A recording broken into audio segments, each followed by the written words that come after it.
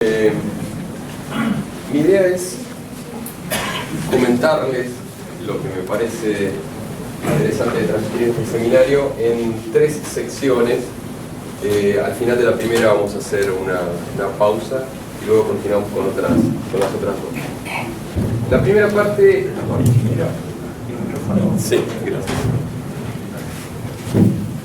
La primera parte fundamentalmente se enfoca a la evolución de los diferentes sistemas de protección de trenes en el mundo. Por eso me parece interesante empezar con cuáles fueron los primeros orígenes para ver desde dónde se remota esta necesidad de protección.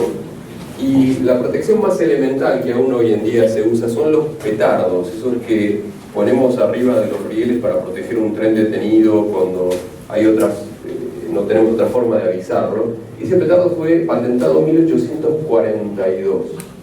Pero ya en 1850 alguien tuvo la idea de, cuando una señal estaba a peligro, que se mueva físicamente una palanca que hacía tocar una campana al costado de la vía, de modo que si el tren sobrepasaba la señal a peligro, las ruedas hacían mover esa palanca, y esa palanca hacía tocar una campana que estaba al costado de la vía, y eso le advertía al conductor que había pasado una señal a peligro. Luego inclusive esa campana se puso a bordo de los trenes y sonaba ya arriba de los trenes. Y en 1870 inclusive alguien tuvo la idea de usar el sistema de frenos, insertarle un tubo de vidrio en el sistema de vacío del freno, de modo que si una señal estaba a peligro, un brazo sobresalía, y si el tren arremetía esa señal, se rompía el tubo de vidrio y se aplicaba automáticamente el freno. Esa es una idea de 1870. Digo esto también fundamentalmente para el sistema ferroviario argentino, que recién tuvo su primer sistema de protección automática en los años 1980, con el advenimiento del ATS en el Roca. Si bien en subterráneo sí había protecciones de mucho antes, en superficie recién tuvimos que esperar a 1980, y ya 100 años antes había soluciones para tratar de evitar estos tipos de accidentes. En cuanto a las técnicas de transmitir la información para parar el tren, básicamente hay 2 grandes grupos, que son los puntuales y los continuos. O sea, uno pasa puntualmente por un punto donde hay una interacción mecánica, eléctrica o magnética, electromagnética, y es solo en ese punto y tengo que esperar hasta el punto siguiente para volver a tener información de protección. O las hay continuas, donde continuamente voy recibiendo la actualización de las condiciones de protección. Las puntuales, como les decía, pueden ser mecánicas, eléctricas, que es un vínculo directamente galvánico, o magnética, electromagnética, y las continuas se fundamentan en 3 variantes: con circuitos de vía, con loops de cables que funcionan como unas antenas continuas diseminadas a lo largo de la vía, o con un enlace radioeléctrico. Hay una tercera solución intermedia, que si bien es continua, es intermitente. O sea, uno tiene vínculo con unos lazos que forman como una antena que va comunicando, pero en un determinado lugar, y luego se interrumpe. O hay comunicación radioeléctrica, mientras estoy comunicado radioeléctricamente es continua, pero es intermitente, es en determinados lugares. Pero es como una tercera variante que se desprende de todo esto. Respecto a las transmisiones continuas, que permanentemente están transmitiendo la información al tren, las primeras fueron con circuitos de vías codificados. O sea, además de aprovechar la portadora del circuito de vía para detectar si está ocupado o no, se la modula de una forma que puede ser interpretada por antenas que tiene el tren, y de la lectura de esa modulación sacar información de si se puede avanzar o no en función del aspecto de las señales. Pero esta transmisión de información al tren de protección automática es constantemente transmitida por los circuitos de vía, que son codificados con la información que se quiere transferir y se lee por antenas. Otra forma de transmisión continua de la información es con loops o lazos que funcionan con unas antenas continuamente diseminadas a lo largo de la vía, como puede ser el ejemplo del sistema LZB, que por ejemplo fue instalado en el sistema de Madrid-Sevilla con el primer tren de alta velocidad. Y una tercera forma de transmisión continua es tener un vínculo radioeléctrico permanente donde se va transmitiendo en forma de red eléctrica toda la información vital de seguridad del señalamiento, y un ejemplo puede ser el nivel 2 del sistema más avanzado europeo de protección de trenes, que vamos a ver más adelante. Comenzando con esta evolución histórica, los primeros fueron de una transmisión puntual puramente mecánica, y un buen ejemplo de eso es lo que todavía está funcionando en la línea A de subterráneo. Cuando la señal está a vía libre, hay una palanca que está elevada, pero cuando la señal está a peligro, esa palanca se pone horizontal, y esa palanca en forma horizontal, que aquí también la podemos ver, coincidía en forma lineal con la cañería de freno que estaba en el techo de los coches La Bourgois, que fueron hace algo más de un año fueron sacados de servicio. Hoy en día los coches chinos nuevos tienen una antenita eléctrica que también toca con el mismo contacto hasta que se le pueda poner el sistema de ATP automático que pueda dialogar. O sea que hay una interacción puramente mecánica para producir el frenado en forma automática del tren, e inclusive vemos acá que abría directamente la cañería de freno, o sea, esto es prácticamente inviolable y no recuerdo accidentes por este tipo y no hay forma de anularlo. Otra forma de interacción mecánica la podemos ver en los sistemas suburbanos de Berlín, que se implementaron ya en 1929, donde también en función del aspecto de la señal hay un sistema mecánico que adopta una posición u otra en función del aspecto, y eso entonces interactúa con el sistema de freno a bordo del tren. Algo muy parecido tiene la línea C hoy en día instalado. Son todos sistemas de origen Siemens, que es quien fue el que señalizó todos nuestros subterráneos originalmente. En ejemplo de transmisión puntual, el que vimos entonces es puramente mecánica. Si vamos a lo puramente eléctrico,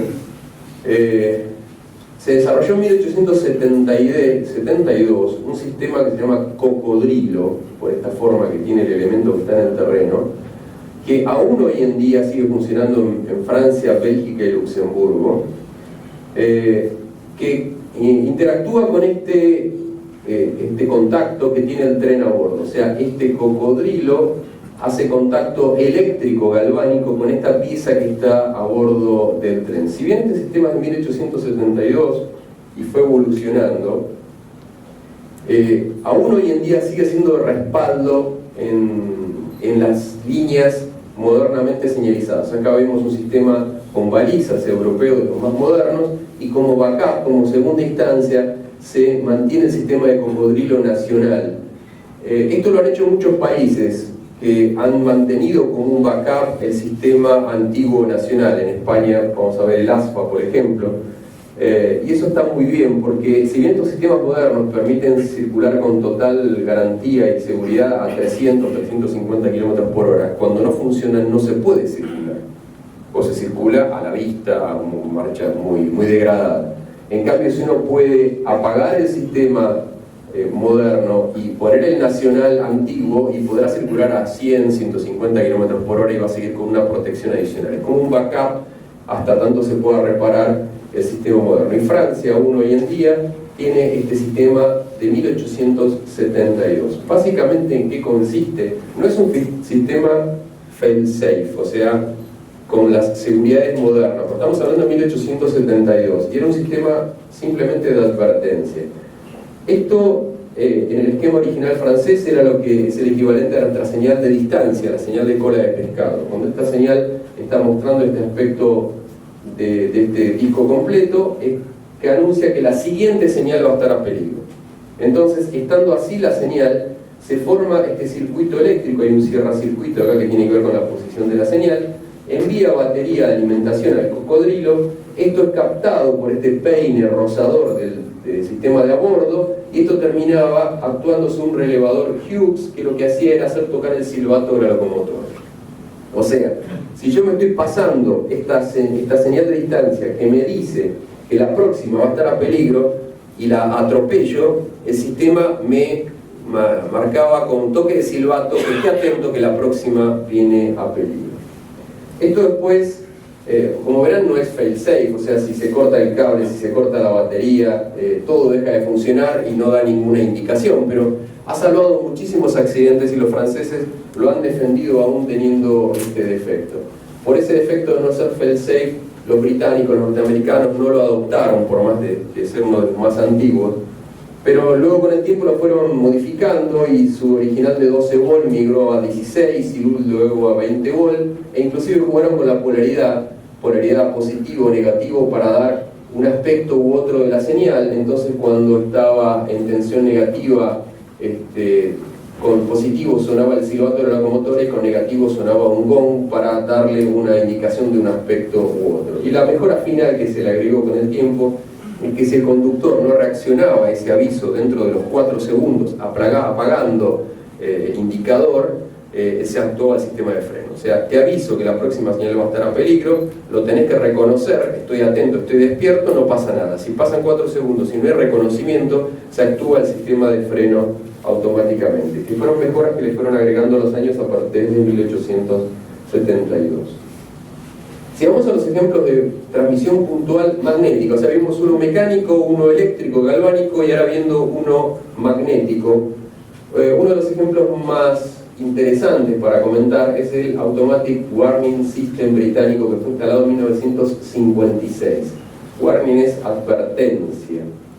Acá podemos ver una cabina típica de un coche eléctrico con los puntos de marcha, el sistema de freno, y acá tenemos el indicador de AWS. Este indicador le va a cantar en forma adelantada al conductor si es que se está acercando una señal a peligro. ¿Por qué nació en 1956? Porque en 1952 hubo un terrible accidente donde murieron 112 personas, donde un tren embistió a otro por no ver señales por un problema de visibilidad. Había niebla, había baja visibilidad, transpuso señales a peligros y ocurrió este terrible accidente. Luego de este terrible accidente, como suele ocurrir en muchos lugares del mundo, es que se implementa el sistema de AWS. El sistema a unos 180 metros antes de la señal, le informa cómo está el estado de la señal que se va a aproximar. Lo interesante es que tiene un imán permanente, un gran imán permanente, que si yo lo atravieso ya me da advertencia como si la señal de adelante estuviera a peligro. Para que se anule el efecto de ese imán permanente, hay un electroimán que se alimenta con el estado de la señal. Si la señal está a verde, el electroimán anula el efecto magnético del imán permanente y no le da ninguna indicación al tren. Si en cambio está en algún aspecto de precaución, la señal que va a venir, actúa el imán permanente y le da aviso de que se está arrimando a una señal que tiene que reducir la velocidad. Con esto se pretende compensar el problema de visibilidad que hubo en ese terrible accidente del año 1952, y este aspecto es un principio fail-safe, porque si se corta la electricidad, si no está alimentada la señal, queda el imán permanente que me da siempre la indicación peor, que es como si la señal estuviera a peligro. Solamente si la señal está verde es que se actúa el electroimán para anular el efecto del campo magnético permanente del imán. Si la señal a la que se va a aproximar está verde, simplemente le da una indicación acústica y nada más para decirle que pasó por una señal y el sistema está activo. Pero en cambio, si se va a acercar una señal que está en rojo, amarillo o doble amarillo, suena una bocina continua hasta que el conductor la reconoce y dice: sí, ya sé que me estoy aproximando a una señal que me obliga a detenerme. Y además le muestra este rayo, este sol, para recordarle que anulé el AWS y que estoy circulando con el AWS reconociendo la señal. Y solo se va a apagar y poner negro este dispositivo cuando llega el próximo dispositivo AWS. Es un recordatorio. Si si pasa una señal que me dice que la próxima voy a tener que detener y pasa un determinado tiempo de menos de 3 segundos y no lo reconozco, no aprieto un botón para reconocerlo, el sistema va a actuar los frenos automáticamente. O sea, esto hubiera evitado el accidente ese terrible, porque le hubiera avisado que la próxima señal, aunque hubiera neblina, estaba a peligro, y si el conductor no hubiera reaccionado por alguna indisposición, lo hubiera frenado automáticamente. ¿Qué pasó? Hubo más accidentes, porque el AWS avisa, pero no para al tren. O sea, si el conductor anula y reconoce el AWS, pero no detiene el tren, igual va a chocar. Y ha pasado que se acostumbran los conductores en amarillo y en doble amarillo a darle reconocimiento en forma automática, pasa a ser parte de su movimiento dentro de la cabina, y una vez que lo reconocí, el sistema no me va a parar. ¿Qué ocurrieron? Dos grandes accidentes en el año 97 y 99, y por eso nació otro sistema que es heredero de la AWS, que es el TPWS, que ese sí ya es protección de trenes. ¿Cuáles son estos dos grandes accidentes que hubo? En el año 97, en la localidad de Southall, que hubo 31 muertos y 139 heridos. Un terrible accidente. Y en el año 99 hubo otro accidente de Loughborough Grove, o de Paddington también, como se lo suele conocer, donde también hubo 31 muertos y 510 heridos, donde el accidente fue un tren invistió de costado a otro, que es el peor accidente ferroviario, porque la protección por flanco, los trenes soportan bastante si uno los embiste de frente, de costado no soportan nada, es el peor accidente que puede haber ferroviariamente, y falló la protección por flanco, se sobrepasó 2 señales a peligro hasta que lo chocó acá, y el accidente que ocurrió fue este. Después de este gran accidente es que nace el TPWS, que se termina de implementar entre el año 2001 a 2004. Y este sí tiene las mismas funciones de AWS, o sea, cuando paso por estas balizas previas que tienen esta forma como si fuera una parrilla, si no lo reconozco me va a parar, pero si además traspaso la señal a peligro, me da una orden de detención automática. Y además, en esta previa, aparece una trampa de velocidad, o sea, midiendo el tiempo que hay entre la primera baliza de este tipo y la siguiente, que están puestas a una distancia fija, se puede saber a qué velocidad está pasando por aquí. Y si se supera la velocidad establecida para el tramo, también le aplica protección automática. O sea, hay protección automática por trampas de velocidad y protección automática por señal a peligro. O sea que es un ATP y hubiera evitado aún esos dos accidentes que vimos. Y por supuesto apareció después de esos grandes accidentes. ¿Qué problema tiene? No es fail-safe. ¿En qué sentido? Todo lo que vamos a ver de esta generación vieja no son fail-safe en el sentido que yo me robo esta baliza, me la llevo, y el sistema no se entera, no sabe que ahí tenía que parar. Si está y me da la orden de parar, va a parar el tren. Pero si yo me robé esa baliza, el sistema no se va a enterar. Toda esta generación antigua, que ustedes quieren, o tecnológicamente sencilla, no es fail-safe en el sentido profundo ferroviario. Otro sistema magnético muy antiguo de 1933 es el sistema Signon, instalado en Suiza. 1933, señales de brazo, muy poca alimentación eléctrica. Entonces, lo que tiene interesante es que el elemento que está en la vía no requiere de ninguna alimentación eléctrica.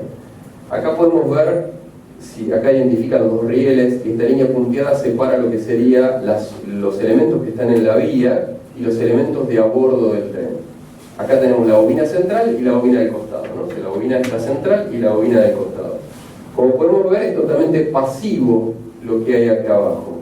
El tren, cuando se enfrenta con estas bobinas, lo que hace es inducir electromagnéticamente sobre este secundario, esto se reinyecta en la locomotora y le da el aviso de lo que ha pasado. En función de la polaridad que tiene la señal, lo que hace con un contacto es anular o no la inducción o invertirle la polaridad, y con eso le avisa el tipo de señal a que se está aproximando. Si no la reconoce en un cierto tiempo, también le va a aplicar freno de emergencia, y si pasa una señal de entrada a peligro, directamente le manda una orden de emergencia. Pero lo interesante es que todo lo que está en el terreno es absolutamente pasivo. De la misma época, casi contemporáneo, es el sistema Indusi alemán. A mí me impresiona mucho ver esta foto de una locomotora a vapor con un sistema electromagnético ya tratando de detener los trenes, ¿no? Y me pregunto qué hacíamos nosotros en Argentina en 1934 si estábamos ocupados de las mismas ganas de proteger a nuestros trenes. El sistema, si bien nació en 1934, evolucionó y se utiliza aún hoy en día, pero también estamos en la época de las señales de brazo, por más que es Alemania, y lo que hay es un contacto, un cierracircuito que activa o no un circuito resonante, un imán, lo dicen en la técnica común, donde va a resonar con alguna de las tres frecuencias que tiene a bordo del tren, que puede ser 1000 Hz, 500 o 2000 Hz.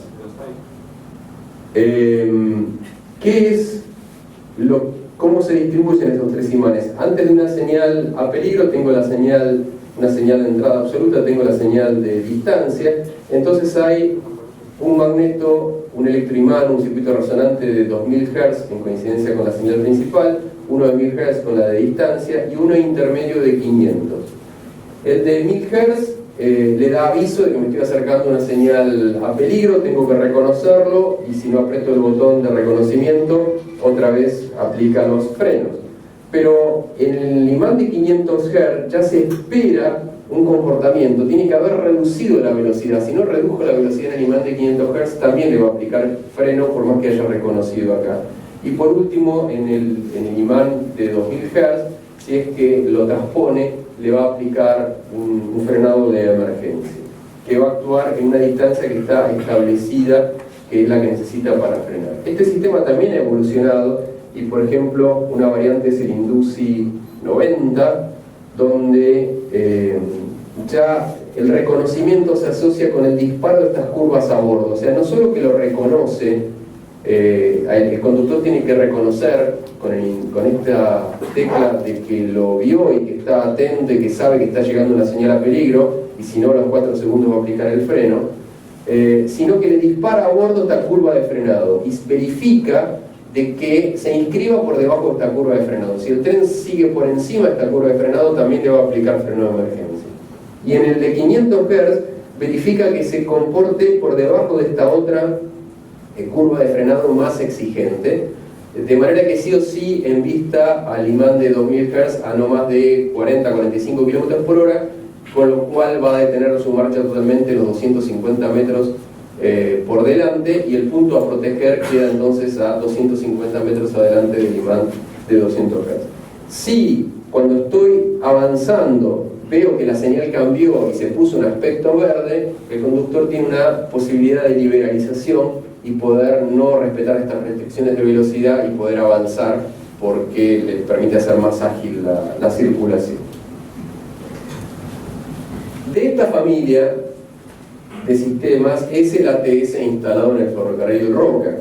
En el Roca se decidió un sistema de 4 aspectos, que en la legislación argentina es que detrás de cada tren va protegido por 2 señales a peligro, una precaución avanzada y por último una señal verde. Asociado con cada señal hay una bobina de ATS. Esa bobina de ATS en el terreno se comunica, se vincula con la de a bordo en función del aspecto que tiene el señalamiento lateral. Si es el primer rojo que está detrás del tren, el rojo 0, vincula y resuena con esta frecuencia, y si no, a medida que va avanzando la protección, va cambiando la frecuencia. Esto funciona básicamente así, o sea, si este tren está protegido por estas 2 señales a peligro, una amarilla, doble amarillo y verde. Cada aspecto, en este señalamiento del ferrocarril Roca, tiene asociado un límite de velocidad. Salvo este señalamiento, todos los demás señalamientos en Argentina son por ruta, no son por velocidad. El Roca es un mix, es por ruta, la ubicación de cada señal está asociada a una ruta, pero a su vez el aspecto tiene una limitación de velocidad. Este es el único sistema de este tipo que tenemos instalado en Argentina. Y las velocidades son que el verde es hasta 120 km por hora, el doble amarillo 80, el amarillo 45, el primer rojo, y solo después de haber detenido la marcha, permite un avance a 15 km por hora, y el segundo rojo no se puede transponer. La marcha deseable de un conductor es que esté siempre inscribiéndose en este punteado por debajo, inclusive que se detenga, avance a no más de 15, acá se detenga definitivamente.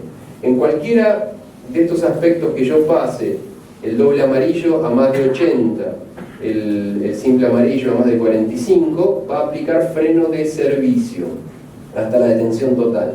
Si en cambio lo que se transpone es el rojo 0 o el rojo 1, lo que se aplica es un frenado de emergencia.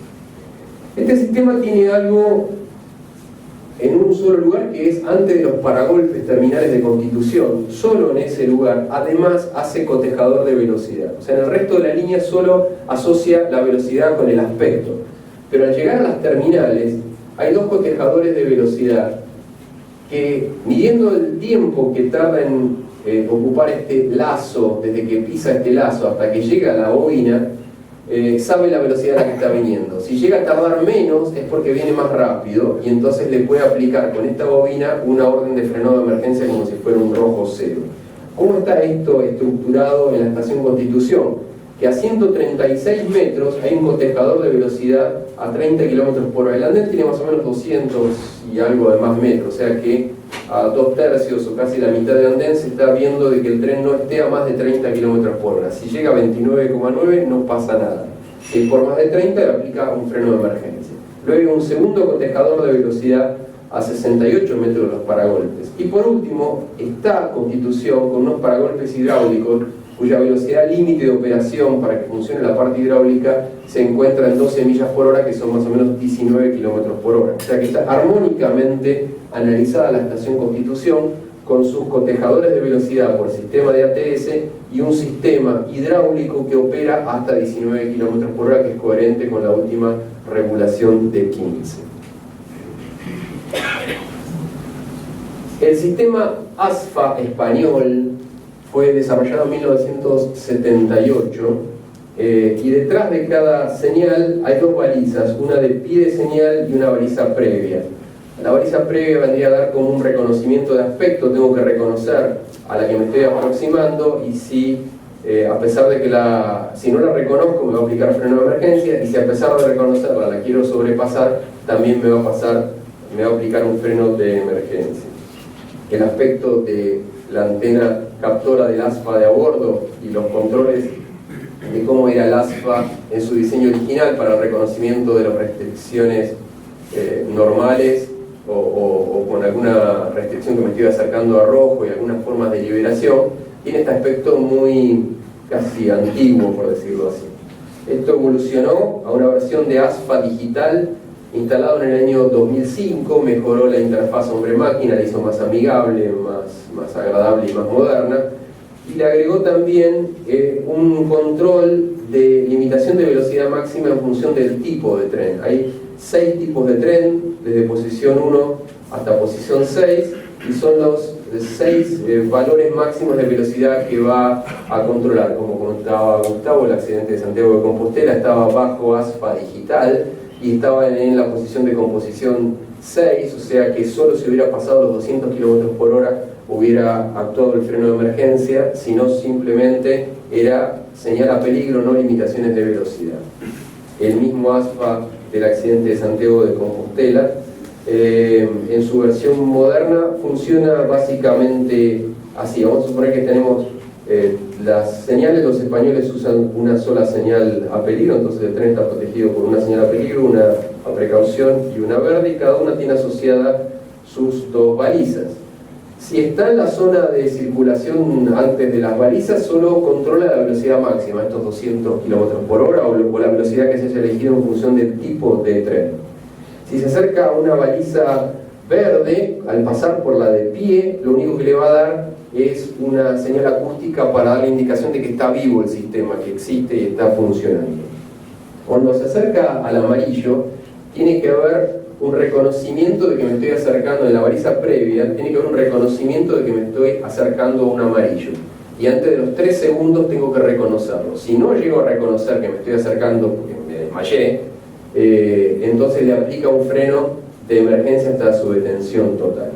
Si se lo reconoció, si apliqué el reconocimiento, a los 7 segundos y medio se dispara una curva de frenado, que es el comportamiento esperado por el conductor. A bordo del tren se dispara esta curva y se ve que el tren se inscriba dentro de esa curva para ir bajando hasta los 80 km por hora, que es lo que debe hacerse en amarillo.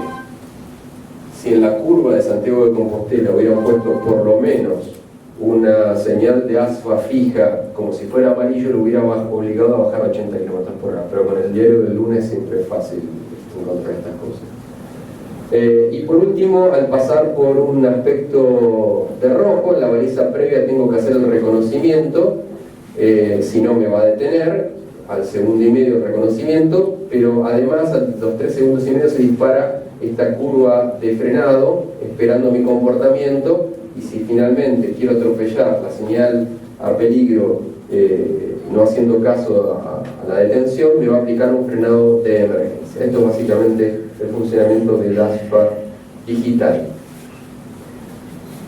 Yendo a los que tienen más evolución y hay una transmisión continua de los aspectos de las señales, o sea, no puntual, sino que no tengo que esperar a pasar por una baliza determinada, magnética, mecánica o lo que fuera, sino ya con transmisión continua, los circuitos de vía codificados. Lo impresionante es que el primer sistema que funcionó con circuitos de vía codificados es de 1920 y lo desarrolló la Union Switch para un ferrocarril de Pensilvania, donde se aprovecha esto de tener los circuitos de vía codificados, y estos circuitos de vía codificados son leídos por unas antenas que tiene adelante del tren, y en función del código le va diciendo los aspectos de las señales hacia adelante. Señalización en cabina gracias a los códigos de velocidad en 1920. Lo que se hace es la portadora del circuito de vía alterna, es hacerle una interrupción. Esto en un segundo tiene 3 interrupciones, son 180 interrupciones por minuto. Es un código 180 que es equivalente al avanzar. Código 180 es el equivalente al verde, o en esta indicación de luces que tiene la cabina, avanzar, como si fuera un brazo vertical. La de aproximación media es un código 120 interrupciones, y avanza a precaución media porque la que viene está a precaución, o sea, se va escalonando la información, ¿no? Verde, amarillo, que sería con un doble amarillo nuestro, amarillo, y finalmente el rojo. Esto puede ser o con colores o con posición de luces, y le va diciendo al conductor qué es lo que espera más adelante. Acá podemos ver las combinaciones con las luces en la cabina de conducción, y acá las antenas que van leyendo estos circuitos codificados. 1920. El heredero de estos sistemas son, por ejemplo, el sistema ATC de Japón, con el que funcionó el primer tren bala en la década del 60, donde también por circuitos de vía codificado, en función de cómo se van ocupando los circuitos de vía, va diciendo por detrás los códigos de velocidad admisible. O sea, este circuito no se puede ir a más de 30, 120, 170, 230, 280, 260, y así va protegiendo escalonadamente al tren a medida que este va avanzando por información que van dando los circuitos de vía. También de esta familia es el sistema BAC de Italia, donde también hay modulaciones muy parecidas al norteamericano, con 75, 120, 180 o 270 veces por minuto, y se va modulando la portadora. Ya en estos sistemas los circuitos de vía tienen todos el mismo largo para poder tener un comportamiento frente al frenado predecible, porque se sabe exactamente el largo que tiene cada circuito de vía. También el sistema del tren TGV, el primer tren de alta velocidad francés en el año 81, es de esta familia de sistemas de ir protegiéndose por los circuitos de vía codificados. Si ven este símbolo en los ferrocarriles europeos y en los franceses en particular, es el límite de donde empieza y donde termina un circuito de vía de estos que está dando, o este cantón que va dando el código de velocidad. Ya vamos a sistemas más modernos, donde hay un gran volumen de datos y una supervisión dinámica de la velocidad que va siguiendo el tren. Estos sí realmente son fail-safe, porque entre el gran volumen de datos que transmite la baliza cuando paso por encima, entre esas cosas me dice a qué distancia tengo que encontrarme la próxima baliza. Y si cuando llego al lugar de la próxima baliza no la encuentro por odometría, sé que avancé tantos metros y no la encontré, el sistema aplica freno de emergencia. O sea, recién esta generación de balizas de forma de intercambiar puntualmente la información con el tren, gracias a su gran volumen de datos, son los que son considerados fail-safe.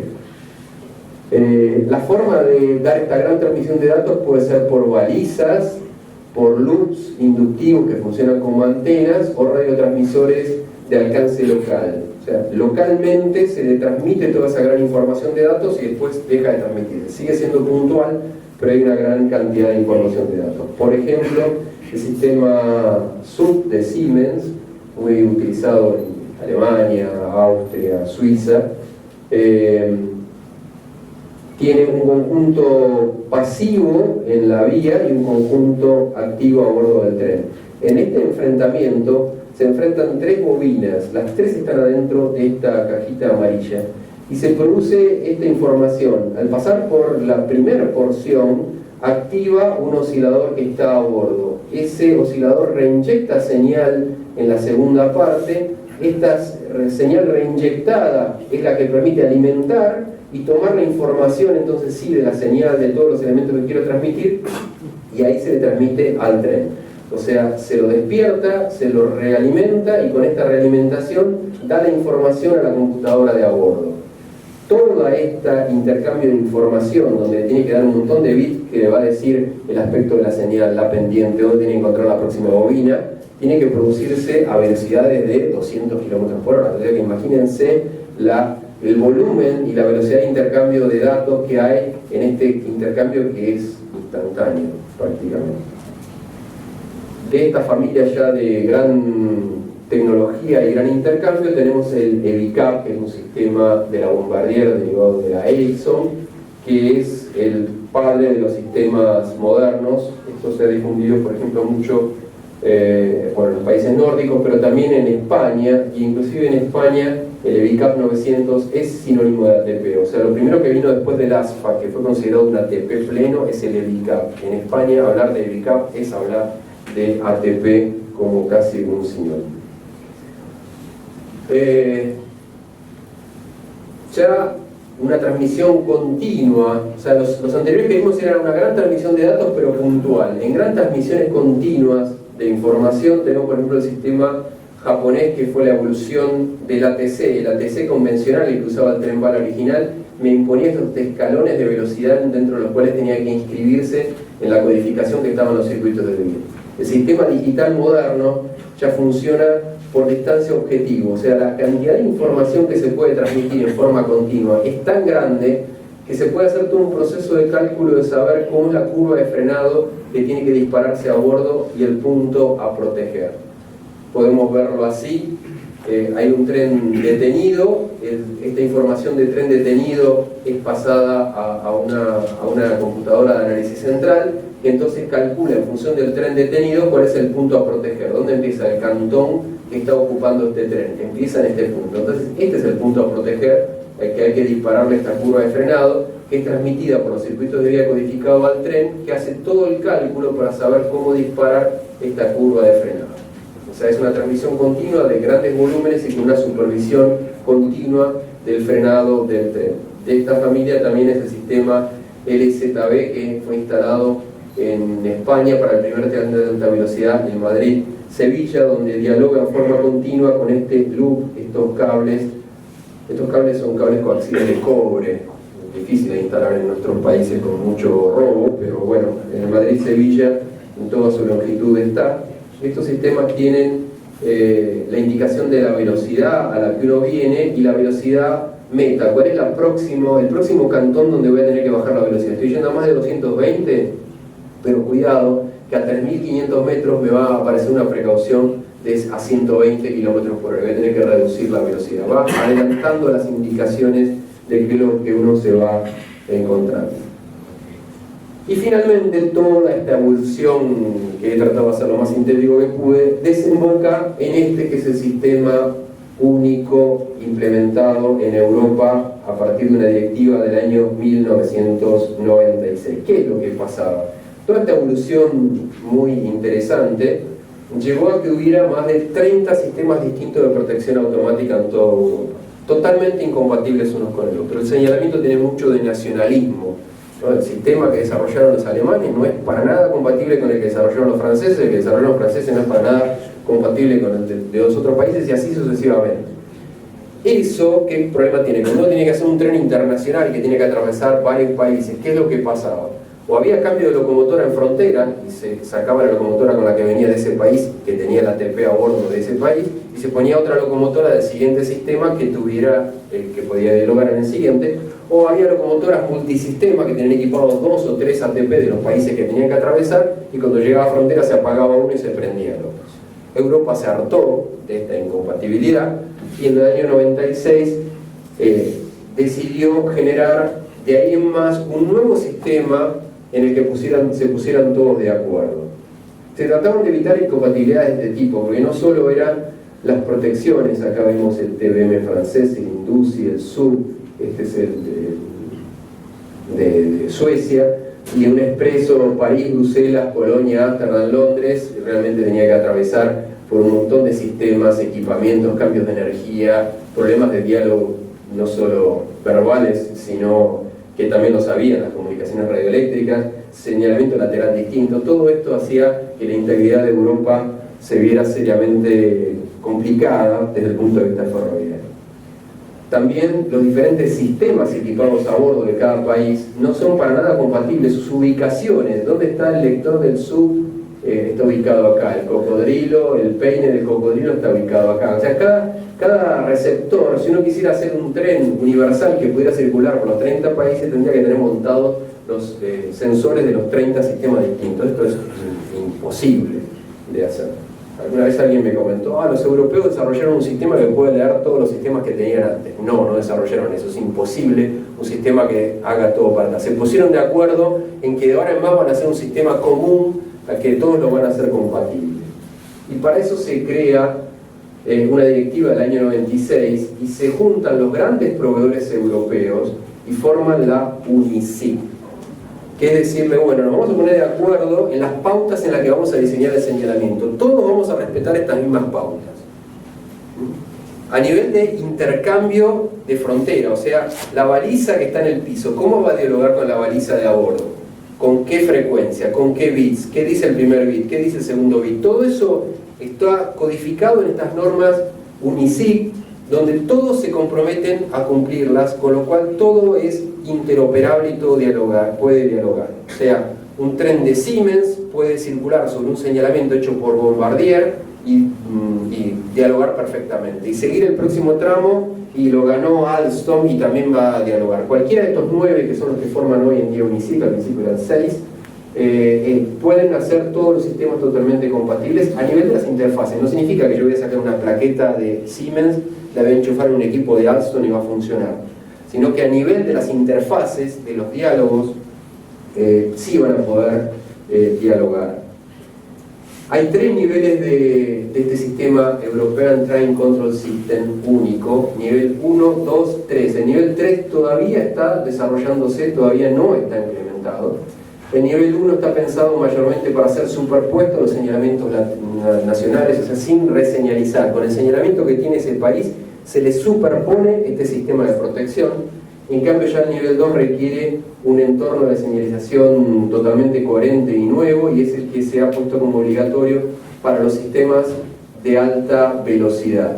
En el sistema nivel 2 todavía requiere detección de vía libre por circuitos de vía. Si bien la señalización es en cabina, uno ya prescinde de las señales laterales, porque a 300 km por hora no hay señal que mirar, todo tiene que ser en cabina de conducción, pero sí sigue habiendo detección por circuitos de vía o contadores de eje. Recién el nivel 3 es el que va a prescindir de la ubicación por circuitos de vía, que sería casi un pariente de los CBTC de subterráneos que vamos a ver más adelante, pero llevado a superficie. Pero esto todavía no está implementado, solo hay nivel 1 y nivel 2. Como les decía, entonces, el nivel 1 se basa en la información del señalamiento lateral. Hay una unidad Line Equipment Unit, que es la que hace el intercambio de esta información de diferentes tipos de señales que tienen los diferentes tipos de países, y le termina dando esa información variable al tren. Asociado con cada señal hay 2 balizas, una fija no conectada a nada y una variable. La fija tiene toda la información del terreno, la pendiente, la ubicación de las próximas balizas, todo lo que hace a la foto del lugar, que es inmutable y que es invariable. Y la variable, esta variable es la que depende sí del aspecto de la señal. Y esto se toma inclusive de la alimentación de las lámparas. Se ve qué lámpara está encendida y de ahí se toma. Por eso se puede superponer a cualquier sistema de señalamiento, inclusive hasta una señal mecánica se podría, por poner un cierracircuito asociado a la posición del brazo. Con esta información que le da tanto la baliza fija como la variable y el comportamiento que conoce la computadora a bordo del tren, sabe cómo frena, cómo acelera, qué características tiene, dispara esta curva de frenado de distancia objetivo, como veíamos del tren japonés, y decide cuál es el punto a proteger. O sea, trabaja por distancia objetivo y calcula este comportamiento del frenado y el objetivo en función de las características del tren que la computadora sabe, porque las tiene programadas, sabe cómo se comporta en cada circunstancia, más lo que recibe de afuera por las balizas fijas y las balizas variables. Y así calcula el punto donde tiene que detenerse. Las balizas, como les decía, todas van a dialogar de la misma manera, aunque los fabricantes sean distintas. Acá vemos una de Alstom, Ansaldo, Bombardier, Siemens, físicamente son distintas, pero todas dialogan exactamente de la misma manera.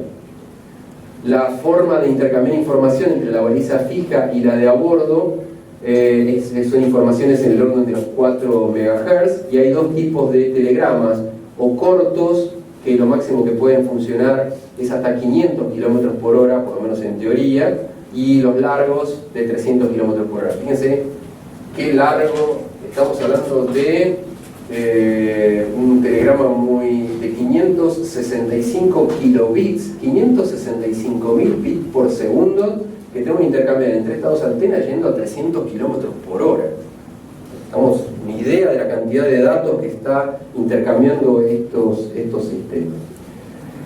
Como es puntual, hasta que uno no pase la siguiente baliza, no puede saber, no tiene un refresco de la información. O sea, yo pasé esta baliza que me dice que la próxima está a peligro.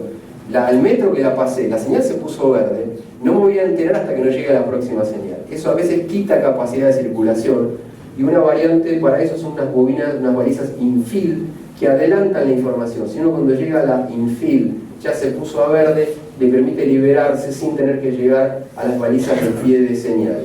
Complica un poco más la instalación, pero da más agilidad. Otra forma de adelantar la información es con Euroloops. El Euroloops adelanta, además de las dos balizas fijas, adelanta, y mientras estoy sobre el Euroloop, la información es continua. O sea, es continua e intermitente. Tengo diálogo continuo con el tren, pero solo en el espacio donde tengo montado el Euroloop, y es otra forma de adelantar la información. Este nivel 1 tiene dos variantes de funcionamiento: descentralizado y centralizado. El descentralizado toma la información de cada señal, va y la busca al pie de cada señal, pero no tiene mayor interacción entre el resto del sistema. En cambio, el centralizado sí hace que todo esté interconectado por un cable especial, e inclusive este controlador centralizado dialoga con el siguiente, y esto permite casi un seguimiento más integral y más continuo, y permite más facilidades, como por ejemplo las limitaciones temporales de velocidad. Esto solo se puede lograr en el sistema de nivel 1 centralizado. Esto está muy bueno. Vamos a suponer que tenemos que hacer un trabajo en un puente y queremos que por una restricción a 12 km por hora en ese puente, pero por una semana.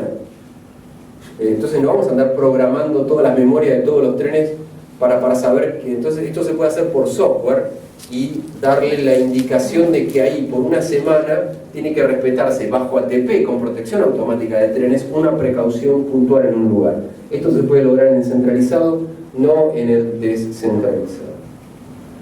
Y el nivel 2 ya puede prescindir las señales de las señales laterales, y toda la información, ya desaparecen las balizas variables. Lo único que le tengo que dar son las balizas fijas para darle información del terreno particular cuando se está circulando, y también para confirmar el avance y la posición. Se va como reseteando la odometría para saber exactamente dónde está, pero toda la información de seguridad de a dónde puede avanzar ya es centralizada por radio, por sistema de radio. Se comunica directamente con el enclavamiento y de ahí recibe toda la información. El equipamiento de a bordo entonces tiene que tener el interfaz hombre-máquina y todo el equipamiento para poder recibir esta información. ¿Qué es esto que nació exclusivamente para Europa?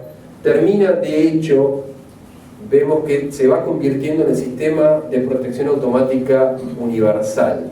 Lo están adoptando todos estos países en el mundo, inclusive Brasil, Chile, México, Latinoamérica lo están implementando. Porque una de las grandes ventajas que tiene es que uno tiene 9 proveedores. Uno puede salir a licitación y tiene 9 proveedores. Los sistemas anteriores, propietarios, uno queda agarrado de por vida con el proveedor.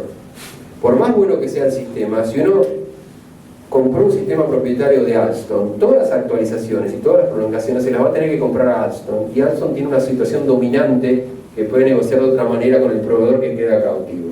Con estos sistemas, al tener 9 proveedores, uno puede prolongar una línea con otro proveedor, puede equipar otra remesa de trenes con otro proveedor. Eso es lo que lo hace interesante. Nació para otra razón en Europa, pero de a poco, por esa ventaja, se está convirtiendo, de hecho, en el sistema de protección automática de trenes mundial. Es caro. Un sistema ASFA español, equiparlo en una cabina de conducción puede salir, perdón que haga números muy groseros, pero $100.000 una cabina de conducción. Equipar este sistema en una cabina de conducción sale $300.000. Por ahora es caro, pero a la medida que evolucione la tecnología, a la medida que lo sigan adoptando los otros países, el mercado va hacia allá, y esto hay que seguirlo porque es la tendencia. A menos que haya otro cambio tecnológico en el medio, todo parece apuntar a que vamos hacia este sistema. Los chinos, ¿qué hicieron los chinos? Copiaron. Y así como está el ETCS, European Train Control System, que responde a las normas UNISIC, las UNISIC son abiertas, son públicas, no son cerradas, las puede bajar cualquiera de internet. Los chinos las tomaron y desarrollaron el CTCS, Chinese Train Control System, que es exactamente igual al europeo, responde a las mismas normas UNISIC, usa la misma frecuencia, los mismos bits, el indicador hombre-máquina, todo responde absolutamente al europeo. Es lo mismo, casi lo mismo. No puede dialogar con los otros europeos. Si yo paso con un sistema CTCS por encima de un sistema Siemens, no dialoga. ¿Dónde está la ruptura? Todavía no la puedo averiguar. Me dicen que es solo a nivel de software y de determinada programación. Lo que no termino de saber es si es decisión de los chinos o es prohibición de los europeos que no quieren que los chinos se metan para romperles el mercado. Pero no hay una compatibilidad total. Cambia el número, los chinos lo numeran distinto, pero lo que es el ETCS nivel 1 es el CTCS nivel 2, y este es el sistema que viene a bordo de los nuevos trenes chinos del Mitre y el Sarmiento. Los nuevos trenes chinos del Mitre y el Sarmiento han venido de fábrica equipados con el CTCS nivel 2, con todas las facilidades de a bordo como para llegar a funcionar como en Europa o en China, en los trenes de alta velocidad o los mejores trenes del mundo. Tiene la capacidad de desarrollar todas esas funciones. Lo que pasa es que hasta que no le pongamos en vía todo lo necesario para poder dialogar plenamente con lo de a bordo, lo estamos subutilizando. Pero lo que vino equipado a bordo de los trenes nuevos es esto, la copia china del sistema más moderno desarrollado en Europa. Y acá los invito a hacer una pausa.